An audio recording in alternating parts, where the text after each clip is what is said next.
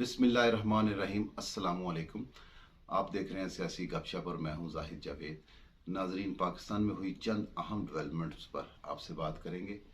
सबसे पहले तो इलेक्शन कमीशन ने जो पंजाब और केपी असम्बली में इलेक्शंस को मुलतवी कर दिया है, उस पर पाकिस्तान तहरीक इंसाफ के ख़तरनाक अज़ाइम और उनके जो रद्दअमल है उस पर आपको आगाह करेंगे। लेकिन नाजरीन, उससे पहले हम बात करेंगे कातल आटे की। और जो पंजाब हुकूमत ने सब्सिडाइज आटे को वापस ले लिया है, जो 650 का थैला था उसको वापस ले लिया है, उसकी जगह पर हुकूमत ने आवाम को फ्री आटा देने की एक जो जद्दोजहदाना मुहिम शुरू की है, उस पर बात करना चाहता हूँ। थोड़ी सी बहुत सारे मैसेजेस आए हैं लोगों के कि आप इस पर बात करें। पाकिस्तान के बड़े सूबे पंजाब में फ्री आटे के हसूल के सिलसिले में नाजरीन 3 से 4 लोगों की जान अब तक जा चुकी है। क्राइटेरिया ये है कि पहले आप मैसेज करें। पहले तो आप गवर्नमेंट को मैसेज करके यकीन दिलाएं कि आप गरीब हैं। जिस दिन आपकी गवर्नमेंट को यकीन हो जाएगा कि आप गरीब हैं, तो आपका नाम वो अप्रूव कर देंगे और आपको वो गरीबों वाला आटा फ्री मिल सकेगा। उसके लिए हुकूमत ने मुख्तलिफ जगह पर पॉइंट लगाए हुए हैं। उस पॉइंट पर एक आटे का ट्रक खड़ा हुआ है और हज़ारों लोग लेने वाले खड़े हुए हैं। एक बंदा है जिसकी तालीम बहुत ज़्यादा कम है और उसको मोबाइल की एक्टिविटी का भी इतना नहीं पता, तो उसी बंदे का काम है कि आपके मैसेजेस को चेक करना है और ढूंढना है कि आपका शनाख्ती कार्ड और आपके मैसेजेस आपस में मैच करते हैं, आपकी रजिस्ट्रेशन हुई हुई है, तो फिर वो आपको आटा अलाउ करता है कि आप ले लें। इस दक्कम पेल में बुज़ुर्ग ख़वातीन और बुज़ुर्ग हज़रात, बहुत सारे लोग इस दक्कम पेल में बहुत ही ज़्यादा मुश्किलात का शिकार हैं। मुख्तलिफ जगह पर हमने देखा है कि लड़ाई झगड़े भी हुए हैं। हुकूमत को क्यों ऐसा मामला इसको दुरुस्त करने की क्यों ज़रूरत नहीं पड़ रही? क्यों हुकूमत ये चाह रही कि आवाम को वो आटा दे, भीख ना दे?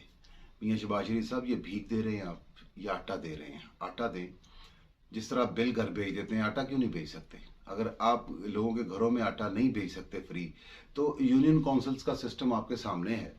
एक गाड़ी यूनियन काउंसिल में भेजें, यूनियन काउंसिल के दफ्तर के बाहर खड़ी हो जाए या किसी भी एक मकाम पर खड़ी हो जाए। हर यूनियन काउंसिल में गाड़ी चली जाए आटे की, और जिन लोग की रजिस्ट्रेशन हुई है आपसे, वो लोग वो फ्री आटा ले लें। तो आप यूनियन काउंसिल्स में गाड़ियां भेजें, या जहां पर भी आप स्टॉल लगाना चाहते हैं आटे का, वहां पर आप एक मुतलका फॉर्म बंदे बिठाएं, 5 से 10 विंडोज़ हों जो लोग आटा लोगों को दें। ये तो मुमकिन नहीं है कि एक बंदा दे रहा और हज़ारों लेने वाले हो, फिर झड़पें होती हैं।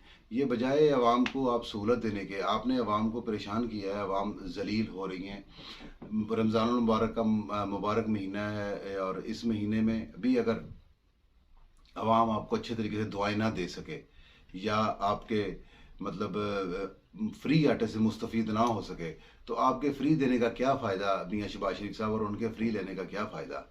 नाज़रीन, दूसरी बात, ये पेट्रोल वाली स्कीम डॉक्टर मुसद्दक मलिक साहब लेके आ रहे हैं कि वो एक 21 लीटर पेट्रोल गरीब का पाकिस्तान और अमीर का पाकिस्तान और डॉक्टर मुसद्दक मलिक साहब पेट्रोल पंप्स पे पेट्रोल को सस्ता करें। आप सब्सिडी नहीं देना चाहते, ना दें। आप इतना पेचीदा क्यों कर रहे हैं निज़ाम को कि एक आदमी ने अगर 21 लीटर पेट्रोल है ना, तो उसके लिए वो गाड़ी भी उसके नाम हो। अक्सर लोगों की किस्तों पे मोटरसाइकिलें हैं। कई लोगों के पास इतने पैसे नहीं कि वो मोटरसाइकिलें अपनी ट्रांसफ़र करें। गरीब आदमी के मामलात आपको नहीं मालूम, ग्राउंड पर क्या मसले हैं आपको नहीं मालूम। 70% तो लोगों के पास बाइक्स अपने नाम नहीं है। वो कहाँ से 20-21 लीटर आपका पेट्रोल, वो सब्सिडाइज पेट्रोल ले लेंगे और वो उनको पैसे आ जाएंगे? कभी भी नहीं आएंगे। उल्टा ये होगा कि वही मोटरसाइकिल वाले जो आप 50 रुपये महंगा पेट्रोल बेचेंगे, जो आप कह रहे हैं अमीर को बेचेंगे, वो मोटरसाइकिल वाले बेचारों को वो अमीर वाला पेट्रोल लेना पड़ेगा। और वो बजाय आप किसी की खिदमत करने के, बजाय आप किसी की मदद करने के, आप लोगों को एक अजियत में डालना चाहते हैं। खुदारा अगर आपने पेट्रोल सस्ता करना है तो गरीब का और अमीर का पंप पे सस्ता कर दें, पेट्रोल पंप पे पेट्रोल सस्ता कर दें, कोई मसला नहीं है। गरीब आदमी पेट्रोल सस्ता ले, साथ में अमीर भी ऐशी करे, हमें कोई इतराज़ नहीं है। लेकिन गरीब का पहुँच उस पंप तक, उस पेट्रोल तक हो। लेकिन जिस तरीके से आप पेट्रोल बेच रहे हैं, जिस तरीके से आप सब्सिडी दे रहे हैं, जिस तरीके से आप गरीब को सस्ता पेट्रोल दे रहे हैं, गरीब आदमी तो पहुंच ही नहीं है वहां तक, वो पहुंच ही नहीं सकेगा। जनाब डॉक्टर मुसद्दक मलिक साहब 4 से 6 हफ्ते में शुरू करना चाहते हैं, 4 से 6 सालों में शुरू कर लें। अमेरिका जैसे, इंग्लैंड जैसे और इटली जैसे फार्मूले, उन जैसी प्लानिंग्स पाकिस्तान में नहीं चलती सर। वहाँ पे कोई बाइक, कोई मोटरसाइकिल, कोई कार बगैर रजिस्ट्रेशन के नहीं है। यहाँ पे हज़ारों हैं, लाखों हैं। बाहर के मुल्कों के प्लान आप पाकिस्तान में नाफज करना चाहते हैं तो ये तो मुमकिन नहीं है। या तो लोगों को आप उस तरह की तरबियत भी दे दें, पहले अवाम और कौम का भी शऊर उस तरह बुलंद कर दें, तो फिर उसके बाद वो प्लानिंग भी हो। लिहाजा कौम की ये आवाज़ है, पुकार है आप तक, अगर अल्लाह करे आप तक पहुंच जाए कि इस ऐसी स्कीमों से दूर रहें और पेट्रोल पंप पर पेट्रोल को सस्ता करें। भले 5 करें, भले 10 करें, भले 50 करें, जितना मैक्सिमम कर सकते हैं। अवाम कमज़ोर है, आपके मोहब्बत और शफकत की ज़रूरतमंद है, आप करें। नाज़रीन, पंजाब में इलेक्शन हो गए मुलतवी और केपी में भी इलेक्शन कर दिए गए हैं इलेक्शन कमीशन की तरफ से मुलतवी। उसके पीछे इलेक्शन कमीशन ने जो राय दी है, उन्होंने कहा है कि हमारे पास इलेक्शन करवाने के लिए पैसे नहीं हैं, बंदे नहीं हैं, सिक्योरिटी नहीं है, और सबसे बड़ी बात इमरान खान की सिक्योरिटी अलर्ट, इमरान खान के सिक्योरिटी थ्रेट्स। ये बड़ा रीज़न है क्योंकि इमरान खान साहब फिर इलेक्शन कंपेन करेंगे और उनकी जान को ख़तरा है। लिहाजा हम इलेक्शन नहीं करा रहे, कहीं इमरान खान की जान ना चली जाए। इमरान खान की जान को बचाने के लिए पंजाब और केपी में इलेक्शन कर दिए गए हैं मुलतवी।